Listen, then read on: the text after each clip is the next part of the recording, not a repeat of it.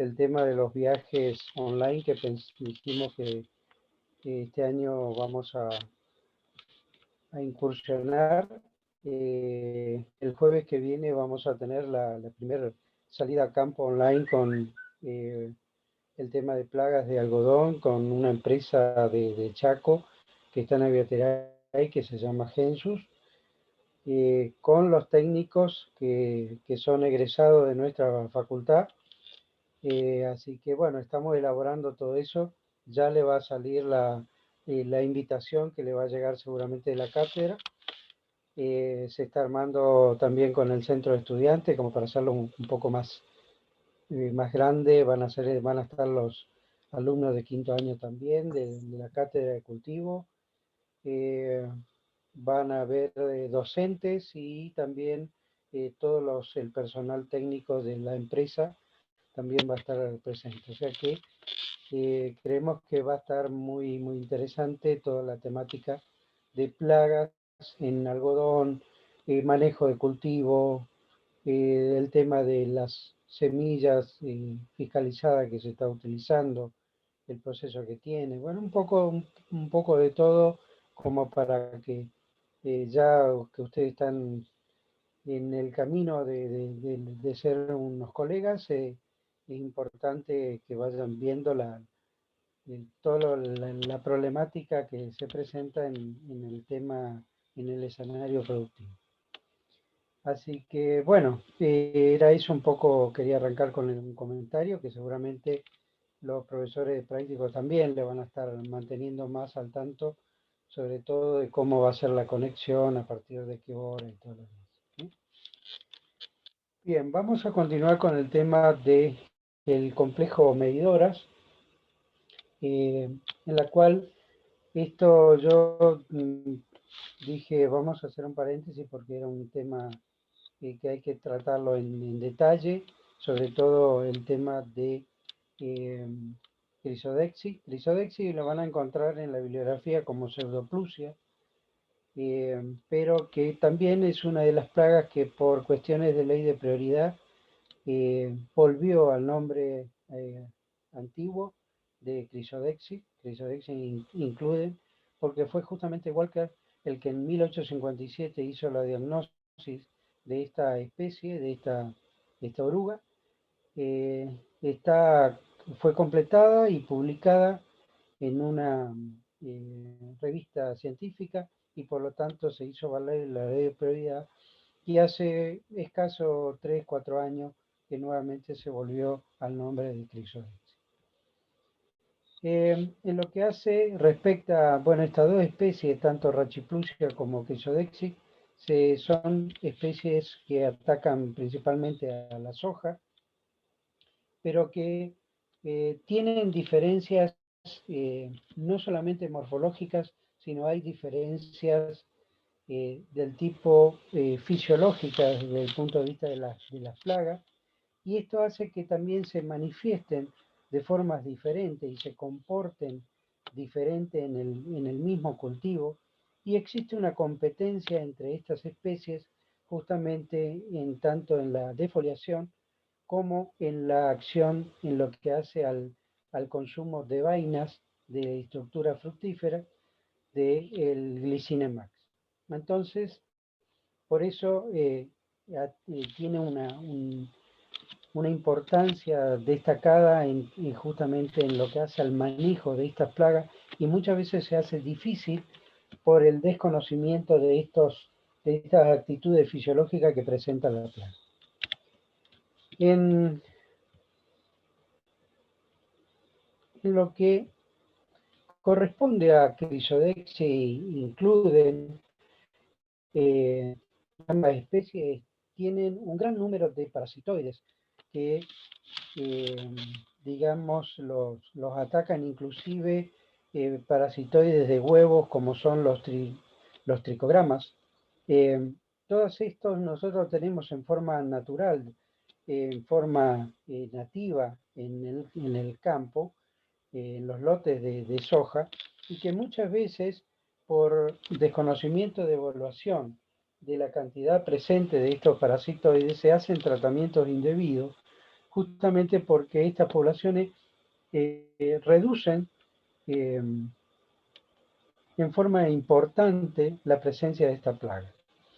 Entonces, muchas veces hay tratamientos que no son necesarios, pero justamente más que nada es por desconocimiento de la presencia de estos microhimenópteros muy pequeñitos y sobre todo los tricogramátidos, que son parásitos de huevo de estas especies.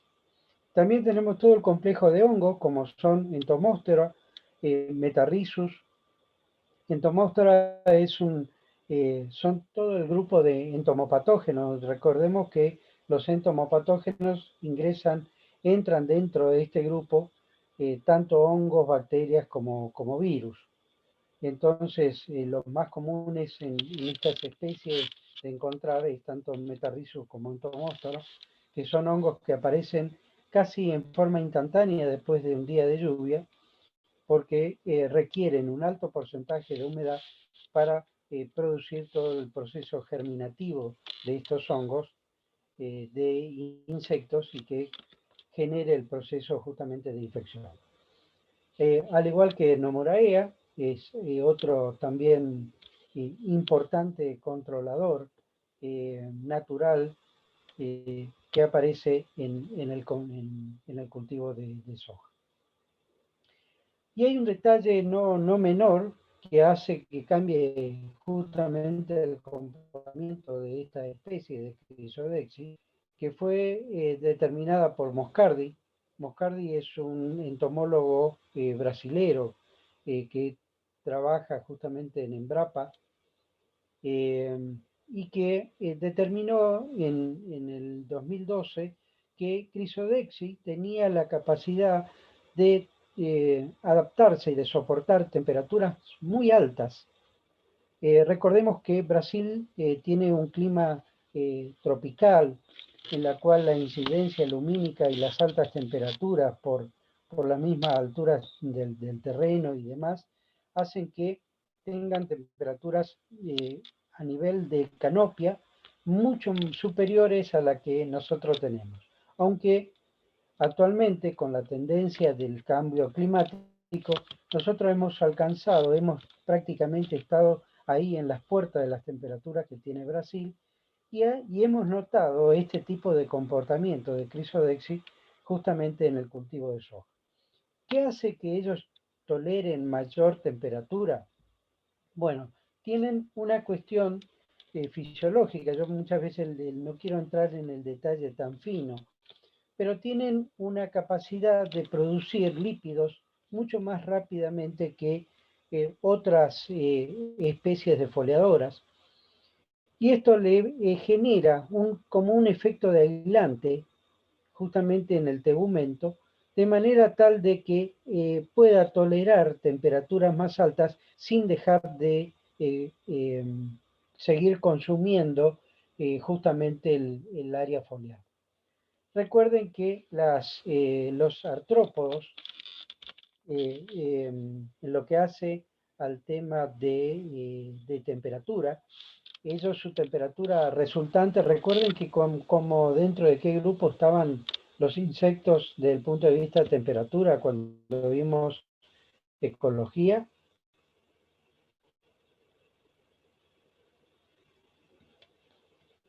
A ver, es una pregunta para todo el grupo que está presente hoy en la teoría.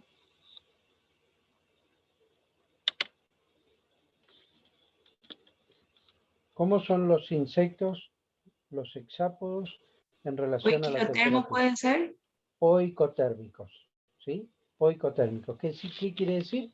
Que ellos son la resultante de las temperaturas internas de todos los procesos fisiológicos más la temperatura externa. Y que ellos cuando están llegando a la temperatura de 60 grados centígrados, sí o sí tienen que parar los procesos fisiológicos porque si no se les desdoblaría la proteína y correrían el riesgo de morir. ¿Está?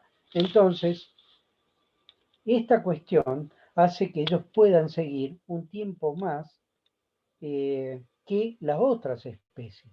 Fíjense lo importante que es esto. Nosotros en enero, febrero, tenemos temperaturas muy, muy altas, que si nosotros mediríamos a la altura de Canopia, con seguridad estaríamos muy por encima de 50 grados centígrados. ¿Está? Entonces, imagínense que el proceso que tendrían que detener inmediatamente ellos sería el proceso de alimentación, o sea, el proceso digestivo. Cuestión es que Crisodexis se da una licencia más como para poder seguir, continuar, y es ahí donde se ve favorecido en cuanto a la competencia con respecto a las otras especies de seguir consumiendo área foliar o inclusive más protegido de esa incidencia lumínica, consumir las vainas que están dispuestas en forma columnar pegada al tallo y que no le afectaría justamente este proceso. ¿Me explico cuál es la importancia que tiene el conocer este detalle?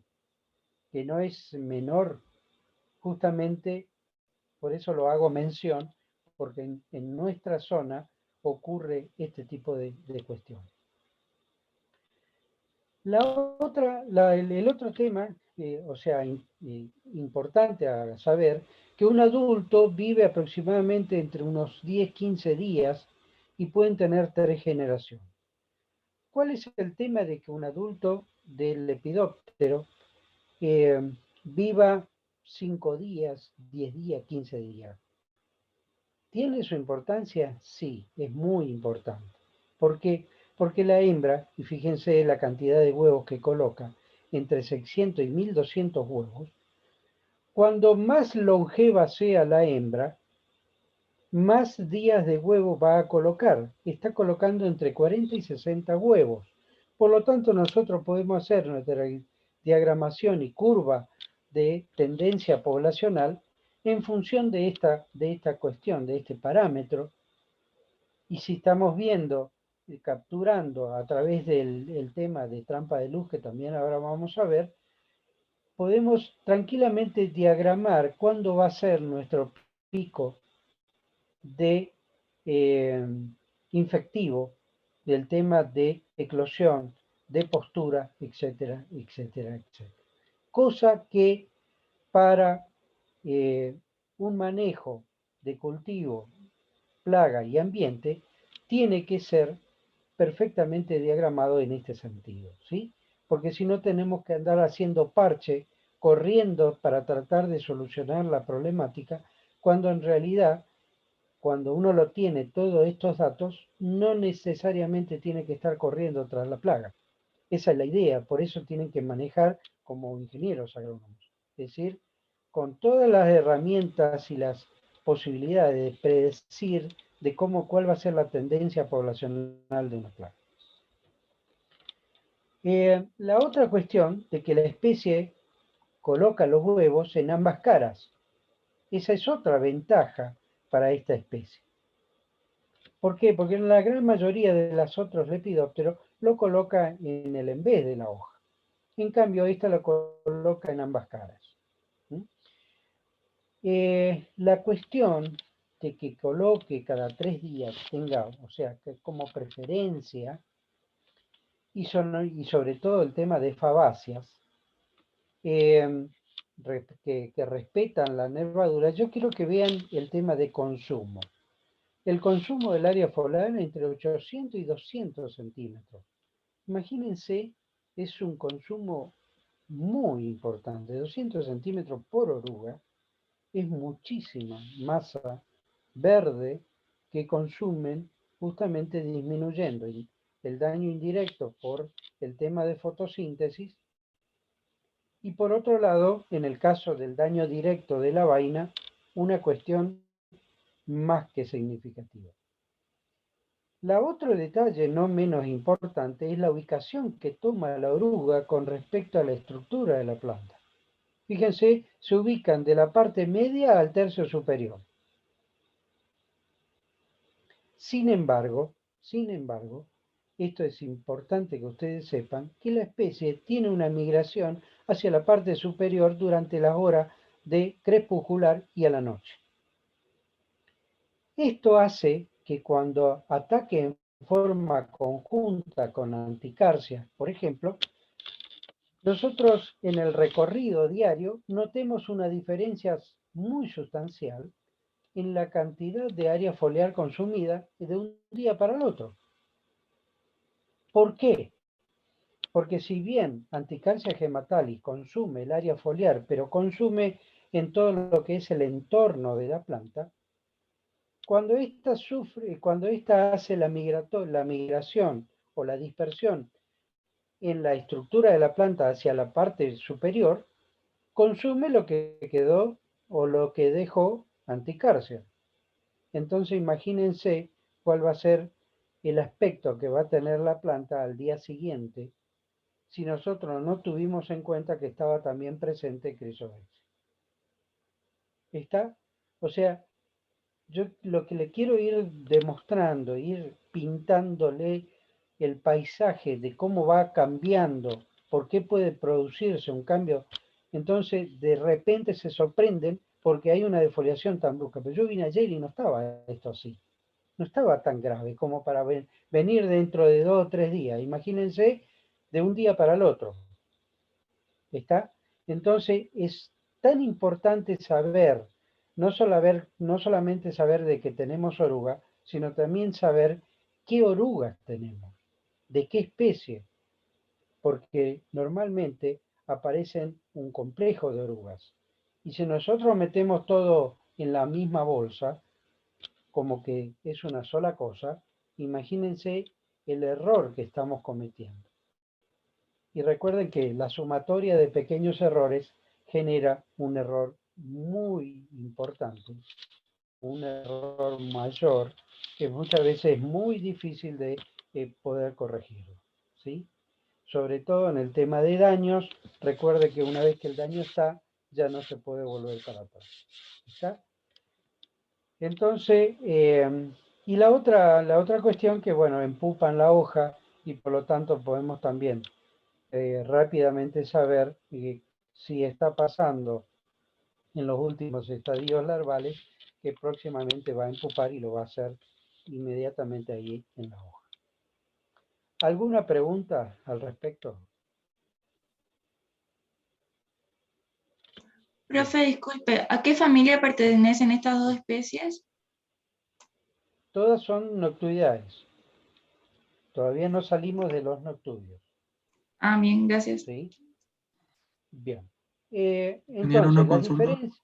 Sí, Cuando dice que consume 200 centímetros por oruga, ¿es por día o en toda su vida? no, en su ciclo. En su Ah, ciclo, cada oruga puede llegar a consumir eso. Pero convenamos que él consume el 75-80% de su peso en los últimos 2 estadios. ¿Está? O sea que se concentraría el consumo en el quinto y sexto estadio larval. perfecto, gracias, profe. Bien. La diferencia entre Rachi y Crisodex. Acá viene cómo diferenciarla una y otra en el tema. Y esto recuerden que yo le decía que hay un pictograma del doctor Fernando Navarro, donde hizo, yo creo que pensando justamente en nosotros, en los ingenieros agrónomos, como para darnos una herramienta de campo que bastante importante es tener este tipo de herramientas. Bueno, en el primer estadio larval aparecen placas torácicas. Placas torácicas no es otra cosa que lo tiene Rachiprusia, cosa que Pseudoprusia no lo tiene. Son como máculas de color blanquecina que aparecen justamente en la zona torácica. La otra cuestión, que sí también es más fácil de observar, que las microespinas son como pelos muy pequeñitos y que van como conformando un dibujo en la parte pleural, y eso lo tiene Rachiprusia, en cambio, Chrysodexis no lo tiene. Fíjense, bueno, por ahí yo le digo pseudoplusia porque, bueno, uno se acostumbró realmente al nombre de Pseudoplusia, pero el nombre correcto es Chrysodexis. La otra cuestión es el tema de la relación del tamaño de la cabeza con respecto al cuerpo. Imagínense, fíjense, una cabeza pequeña de Rachiplusia con respecto al eje del cuerpo. Mientras que en el caso de Chrysodexis mantiene más una hegemonía, prácticamente no tiene esa cuestión tan abrupta como lo tiene Rachiplusia entre lo que es la relación de la cabeza con respecto al resto del cuerpo del insecto. ¿Sí? La otra cuestión es que la pupa es lisa en Rachiplusia, mientras que Chrysodexis presentan con dibujo. Y el adulto, sí, notamos una diferencia y esa yo quisiera que ustedes detecten cuál es la diferencia más notoria entre Chrysodexis y Rachiplusia, porque es muy, muy sencillo de observarlo. A ver si ustedes lo detectan sin que yo le diga.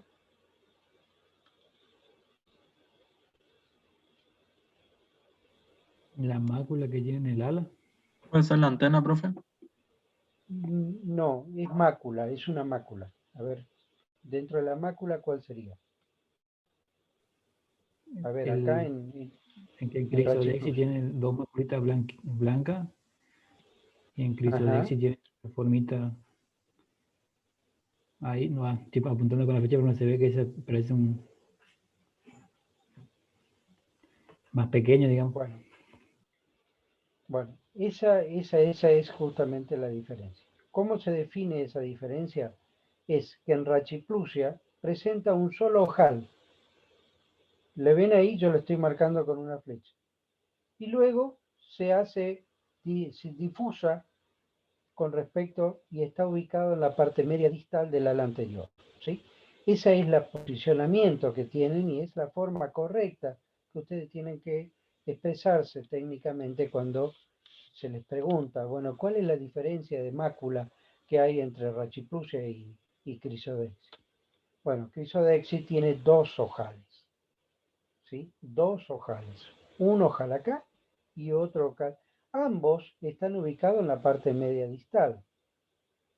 Y a usted también le va a llamar la atención que aparece un penacho, ¿sí? Bueno, esto es común en los plusines. Todos los plusines tienen un penacho justamente en lo que hace al mesotórax. Entonces, ese penacho todos los tienen, no hay problema, pero sí tenemos que diferenciar que Chrysodexis tiene dos ojales y Rachiplusia tiene un solo ojal y luego se hace difuso esa mácula. En lo que respecta al tema de vuelos, ambos, los adultos, y dijimos que en general esta gran familia que son los noctuideos, tienen una atracción muy particular por la acción de la luz. Es decir, la atracción física de la luz. Ellos tienen actividad crepuscular y por lo tanto se atrae en forma muy considerable hacia la luz. Esto hace que nosotros podamos utilizar trampa de luz en forma casera, comprada, la que ustedes quieran.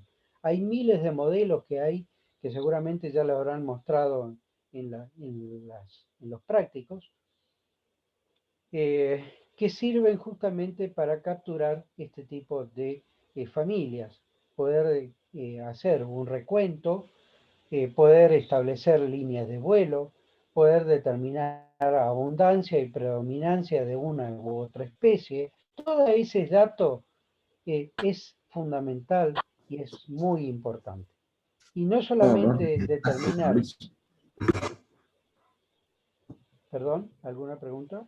¿Cuánto te perdiste la horita?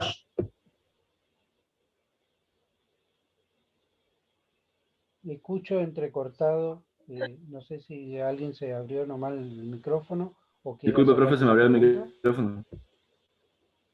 Ah, bien. el tema es que también podemos establecer si las hembras están oviplenas o están vacías. ¿Qué importancia tendría saber si la hembra está oviplena o está vacía? A ver, le hago una pregunta a todo al auditorio. ¿Qué importancia tendría saber si la hembra está oviplena o está vacía?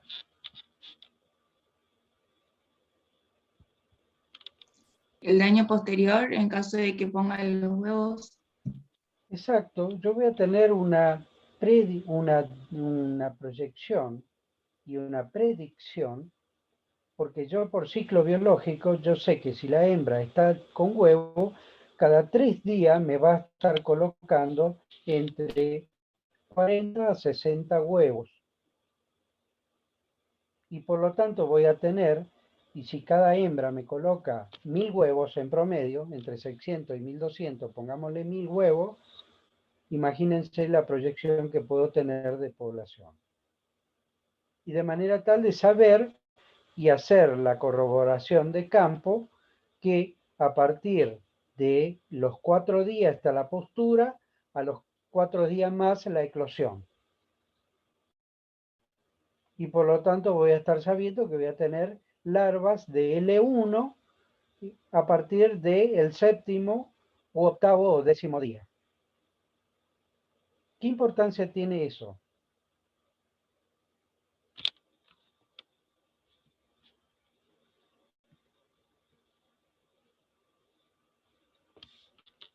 ¿Por qué me interesa saber eso?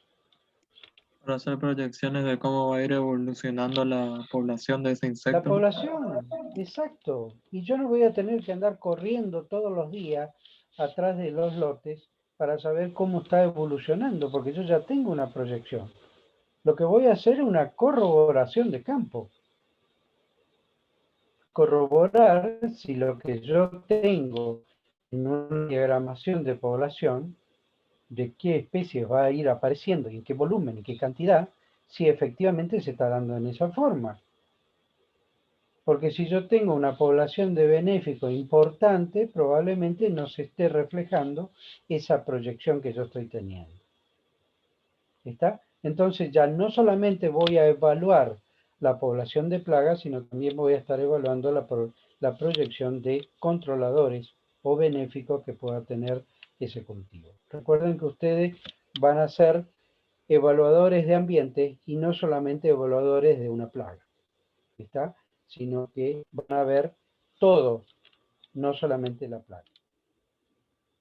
Bien, también responden excelente, muy bien, y gracias hoy en el mercado podemos tener acceso a cualquiera de las feromonas que se nos ocurra, de la plaga que quiera y en cualquier momento. Y podemos importar del país más lejano que se puedan imaginar, pueden tenerlo en el lote en no más de una semana a 10 días.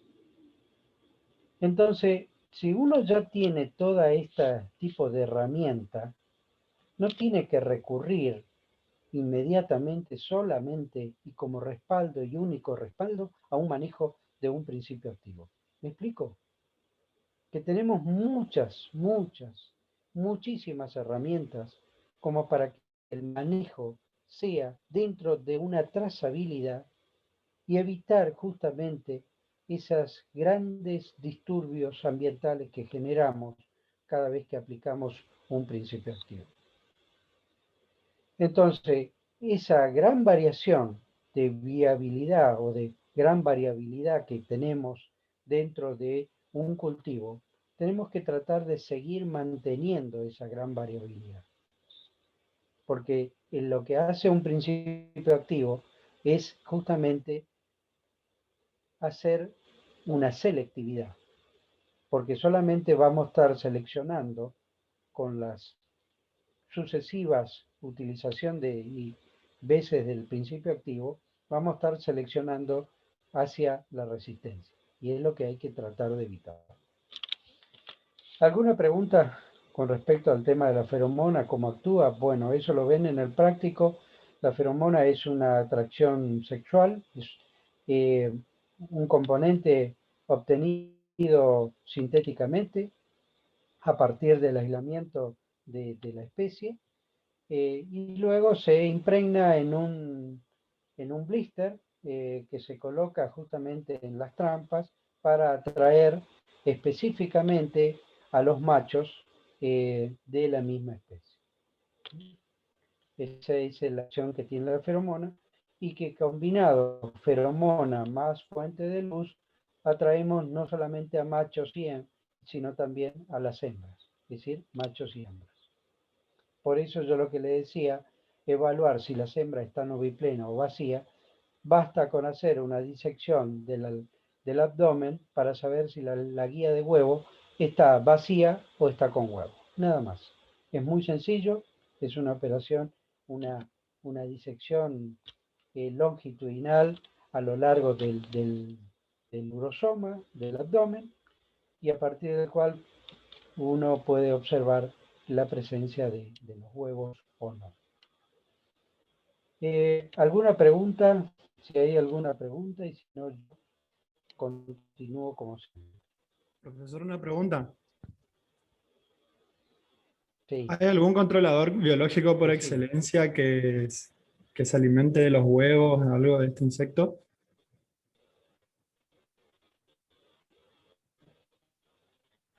Sí, hay varios. Tenés el caso de los tricogramátidos. Tricogramátidos son, ustedes los van a tener más, ahí le va a hacer más ruido, realmente unas 200 especies de tricograma. Nosotros tenemos en forma nativa unas 80 especies de tricograma en forma natural, que son controladores de huevos. Después tenés microhimenópteros, tenés de grupos afítides, y hay, bueno, infinidad de predadores que muchos de ellos son controladores naturales. Cuando hablamos de controlador, siempre hay uno que es un premio, pero en este caso es conveniente mantener no solamente uno, sino tener varios de la misma camiseta, es decir, digamos que estén consumiendo no solamente huevos, sino también consuman larvas o parasiten larvas. Entonces, es más efectivo cuando tenemos un grupo importante a que cuando solamente nos recostamos en el control biológico en una sola especie. ¿Está tu pregunta? Sí, sí. Muchas gracias. Bien. Veríamos el que no hay más preguntas o hay alguna más que haya quedado. El tema de diafania. Bueno, a ver, vuelvo un poquito al tema de familia para que ustedes se ubiquen.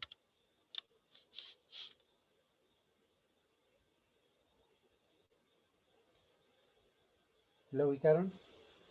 Familia, viralidad. ¿Sí? Bueno, diafania es una especie que ataca a todas las cucurbitáceas, principalmente al tema de zapallos, pero cuando digo todos, también puede atacar a melón, sandía, etcétera, etcétera, etcétera. Ni hablar a corianito, a osobuto, es decir, todo el tema de cucurbitáceos, todas están dentro del rango para ellas. Diafania es una especie que en el NEA aparece en forma temprana, lo que es el zapallo gris plomo, que es el zapallo grande, grandote, ese de cáscara dura, y continúa luego con el zapallito de tronco, que se hace más bien en la zona, en la época de arranca mayo, junio, en la que ustedes seguramente habrán hecho el ensayo de conversión de flores en fisiología para que en el invierno dé mayor cantidad de frutos, etcétera, etcétera. Bueno, continúa con esa especie, de manera tal de que Diafania no corta su ciclo y la hace cada vez más peligrosa porque va haciendo una acumulación de acuerdo al tener varias generaciones al año, porque varias especies de cultivo le viene bien, y como se va haciendo la sucesión para no tener que dejar el mercado libre de estas especies, entonces va acumulando las distintas poblaciones, va quedando remanentes, de manera tal de que llegado el momento, por septiembre, cuando arranca primavera, tenemos poblaciones muy altas de estas especies. A tal punto que la podemos encontrar inclusive luz blanca, es una fuente que atrae mucho a esta especie. Encontrarla justamente en horas de la noche, en esas luces blancas, concentraciones de esta especie. Es una mariposa muy atractiva porque presenta prácticamente, esto es un blanco casi transparente, con este borde bien oscuro que lo hace bien notoria a esta mariposa.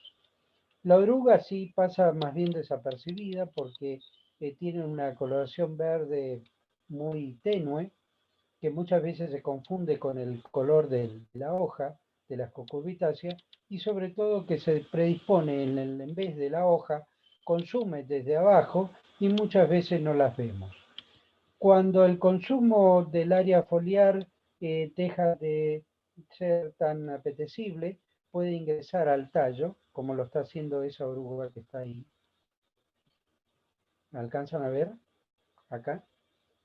Y genera lo que sería la podredumbre, porque ingresan hongos y bacterias, sobre todo el tema de Erwinia es una bacteria que termina de descomponer todo el tema de guías y lógicamente matando la planta.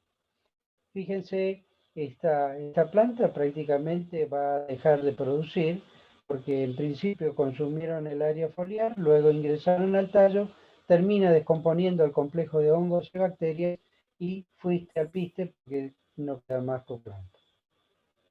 Entonces, fíjense la gravedad que tiene el tema en la producción de cucurbitáceas, esta especie que luego que ingresó al tallo ya prácticamente es imposible realizar ninguna medida de control, ninguna estrategia de manejo, porque evidentemente ya se nos fue la mano. ¿Está? Ahí está el tema de manejo, siempre dándole algunas cuestiones importantes desde el punto de vista de estrategia de bajo impacto. La rotación es fundamental. Si sabemos que todas las cucurbitáceas son susceptibles a ser atacadas por esta especie, lógicamente no vamos a poner otra cucurbitácea dentro de la rotación. La destrucción temprana de todo lo que es los desechos de cosecha es fundamental que no queden, justamente para no tener plantas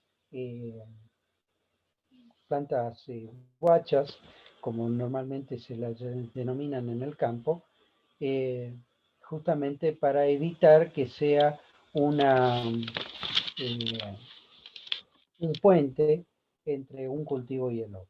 Es decir, que la eliminación del rastrojo sea efectivo para evitar justamente y querer provocar un corte en las distintas generaciones. El control biológico anda muy bien con el tema del BT, el Bacillus thuringiensis. También se utiliza un nemátodo que es este Nema Carpocapsae, que se consigue en el mercado y anda muy bien en el control de esta especie.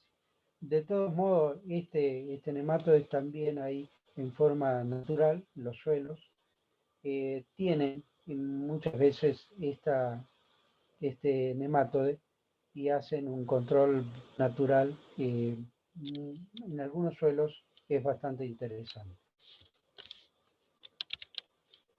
Bien, vamos a entrar a otro grupo no menos importante, que es el caso de los papílidos. El caso de Papiliostoa antiade es una mariposa muy bien vista, muy conocida, muy vistosa, y seguramente lo habrán visto más de una vez. Esa mariposa negra y amarilla que está volando muy grandota, y en las cajas de ustedes entomológicas siempre vienen estas. Papiliostoa antiade, llamado el perrito de los naranjos, porque justamente la larva muchas veces simula ser como un excremento de pájaro, es esta la larva.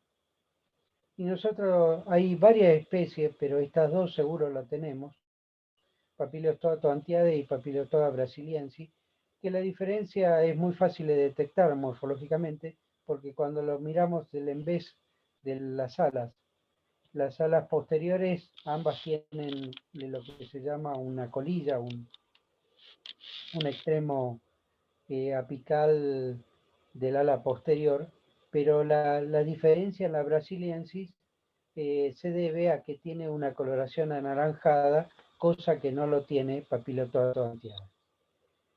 Solamente tiene esa coloración la brasiliensis. Ambas especies, estas son defoliadoras, consumen, ahí fíjense cómo está consumiendo un área foliar, son mariposas, orugas con 5 estadios larvarios, de los cuales son muy importantes la cantidad de consumo de área foliar que tiene, y la pupa es muy mimetizada. Imagínense que esto parecería no solamente un excremento, sino más bien un resto vegetal, un palito que está adherido a una hoja o está adherido a un tallo o una rama. Y entonces también es bastante mimetizada en lo que hace a la estructura de un árbol de citro. Consume todas las rutáceas, todas, no hay diferenciación, y tampoco dejan, rara vez deja algunas partes o nervaduras sin consumir. El tema de Manduca secta papus, esta es una especie que la vamos a encontrar en solanáceas, en tabaco. Es una oruga, a ver si tengo, no. Es una oruga que tiene una protuberancia en el último extremo, en la parte dorsal del abdomen, y que tiene una coloración rojiza, y es sobre todo para alertar justamente a los controladores naturales, como que tiene veneno, digamos. Y en realidad no tiene nada, pero sí les sirve para ahuyentar, justamente a evitar que las aves, sobre todo, la consuman. Es como un aviso de peligro. Consume importante área foliar. Ustedes saben que el tabaco, en Nicotiana tabacum, lo que se hace es la hoja, se produce justamente para la hoja, la parte producible y comercializable es la hoja, y si tenemos hoja comida por estas especies, imagínense el valor comercial prácticamente cero. Así que bueno, hay que preservar que estas especies no consuman justamente la hoja. Colealesbia es una especie que a todos los que viajan en primavera, verano hacia el sur, Santa Fe, Buenos Aires, la provincia de Buenos Aires, esto van a encontrar toneladas en los radiadores, porque justamente son especies consume los alfalfares, y no solamente las alfalfas, sino todas las leguminosas, Lotus corniculatus, Melilotus, etcétera, etcétera. Y en la zona de pasturas de leguminosas es muy común encontrarlas a esta especie. Esto parecería ser que son dos especies distintas, sin embargo hay un dimorfismo sexual. Este es el macho, que es más pequeñito y de coloración anaranjada, y esta es la hembra, que es más grande y de coloración amarilla. Ambas tienen una mácula en la parte media distal del ala anterior, es un círculo, una puntuación negra, característica de Colealesbia. Esta es una oruga que, si bien consume, es una oruga de coloración verde con rayas longitudinales de color blanca, dispuestos en la parte dorsal y pleural. Normalmente se la utilizan en los ensayos para verificar los distintos principios activos, porque son orugas muy sensibles y por lo tanto se la utilizan, y aparte es muy fácil de criarla. Entonces es muy común utilizar orugas de Colealesbia en los ensayos de control de distintos principios activos, sobre todo de productos de inhalación o también de ingestión.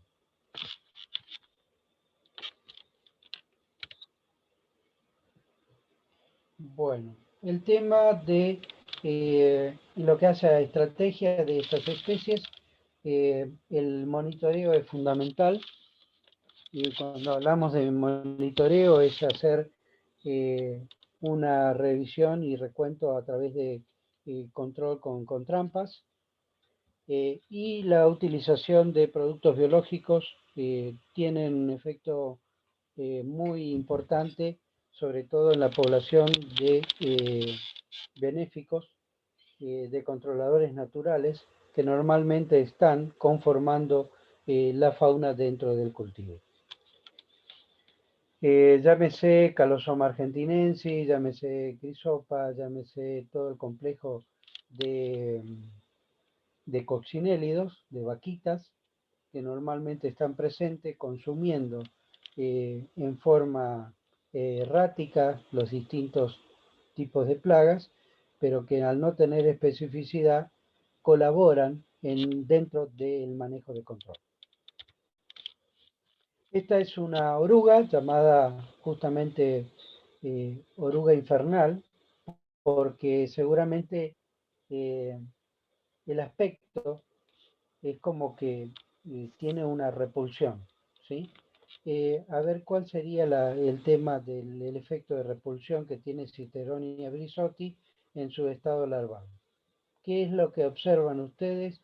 Que la larva tiene como caracteres desafiante o un carácter repulsivo que podríamos decir que presenta la larva.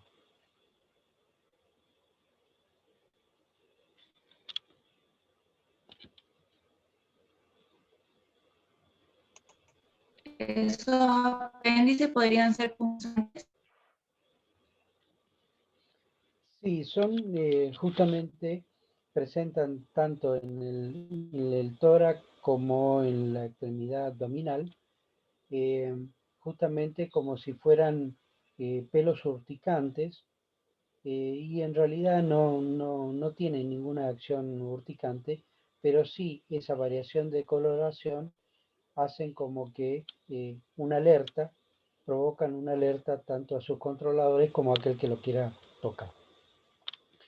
Imagínense si una larva genera una acción de esta, imagínense cientos de larvas juntitas y además desplazándose en masa con esa característica. ¿Cuál sería la expresión de ustedes ante esa acción cuando se encuentren con la oruga infernal o Citheronia brisotti? ¿Cuál sería la expresión de ustedes?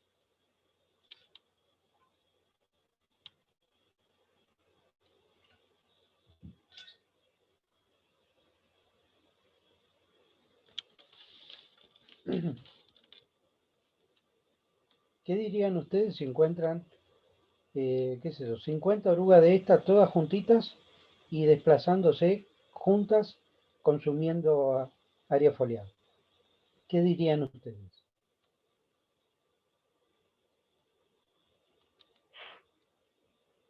¿Qué es la expresión del productor? Por eso yo quiero saber si ustedes opinan lo mismo o no. Primero vamos a agarrar uno para la caja. Sí, bueno, no te va a servir mucho porque es un estado inmaduro, pero ¿cuál sería el efecto? ¿Cuál sería la expresión tuya ante ese escenario de orugas que están marchando todas juntas y con ese aspecto? Y va a producir mucha repulsión, digamos.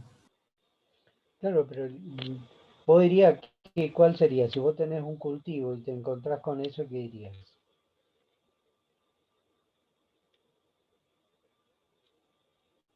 No, que no te va a dar La nada, repulsión me va a como pelar todo. que te va a destrozar el cultivo, que no te generaría una alerta y saldría a hacer cualquier cosa como para bajarla a la oruga. Bueno, ese es el tema. Es una acción compicua de la cual el productor se desespera y en realidad no, lo que hace es marchar todas juntas, andan todas juntitas, tienen ese aspecto, no le favorece la estética y bueno, provoca justamente ese tipo de reacción. Pero en realidad no es tan así como, por eso la llaman oruga infernal, como que va a generar un estrago, pero no es tan así, ¿sí? De todos modos, consume área foliar, es una consumidora y va consumiendo a su paso, pero normalmente no es tan significativo dependiendo de la masa de oruga que estamos hablando. Ese es un adulto. El adulto presenta máculas a manera casi como de ventana dentro del ala anterior, no así en el ala posterior, donde presenta una variación de coloración del ocre entre lo que es la tonalidad de claras a oscuras. Estas dos especies, supongo, me imagino, lo deben haber visto, lo deben tener reconocido, porque son especies que están en la zona y muy asiduamente en todo lo que es del NEA, siempre están presentes, así que en algún momento se habrán cruzado con alguna de estas. Sobre todo esta, que es Pseudosarvia foenicícola, es la conocida como oruga de las palmeras, y es una especie en la cual los pindó, al igual que otras tantas palmeras, no se salvan, justamente en aparecer esas hojas prácticamente donde quedan hilachas, porque toda la lámina foliar ha consumido justamente las orugas de esta especie. Aparecen en primavera, siguen todo el verano y duran casi hasta el otoño, suelen estar presentes en nuestra zona. Perropuje pelota es una oruga muy bonita, es muy común encontrarlo en guayabo, más bonita todavía la oruga, porque la oruga es de color negro y amarillo, con anillos concéntricos, intercalando el amarillo y el negro, y por lo tanto la hace una oruga muy bonita y muy fáciles de identificar de cuando estamos hablando de esta especie. Si bien ataca al guayabo, también puede atacar a otras especies, inclusive especies ornamentales, puede consumir las orugas de esta especie. El adulto es muy fácil de reconocer porque presentan en la cabeza y el extremo de anal de la cola del adulto es de coloración, presentan pelos rojizos que lo hacen muy distinguible, y las alas, tanto anterior como posterior, tienen una coloración tornasolada. Recuerden que se debe justamente a los colores estructurales, que es de coloración azul, y depende del ángulo que uno lo ve negro o lo ve azul. Es justamente por el color estructural que presentan las escamas. El borde del extremo del ala anterior y posterior es de coloración, presentan pelos o escamas amarillas, que son también muy fáciles de reconocer justamente en ambas alas, tanto anterior como posterior.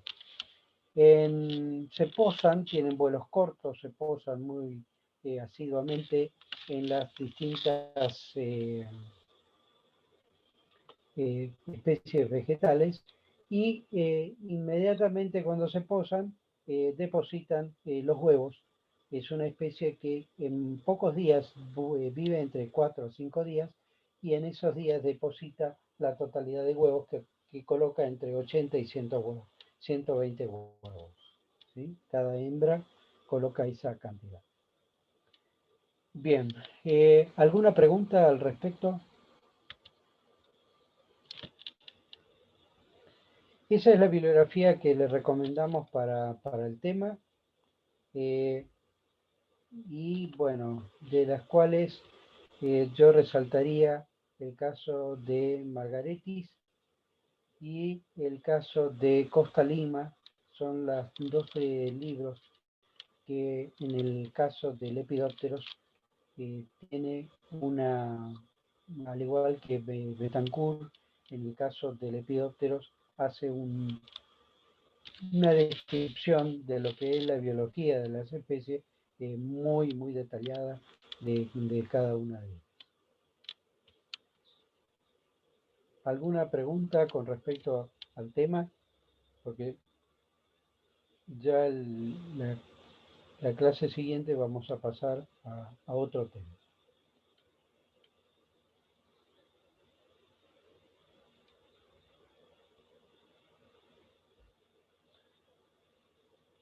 Bueno, si no hay preguntas, ¿sí?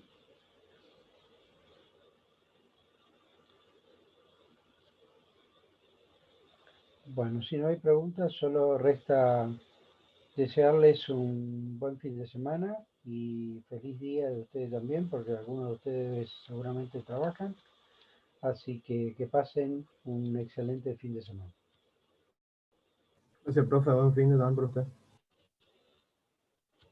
Gracias, muchas gracias. Nos están Gracias, viendo profe. Buen fin Dios de... mediante Buen fin de profe. el lunes.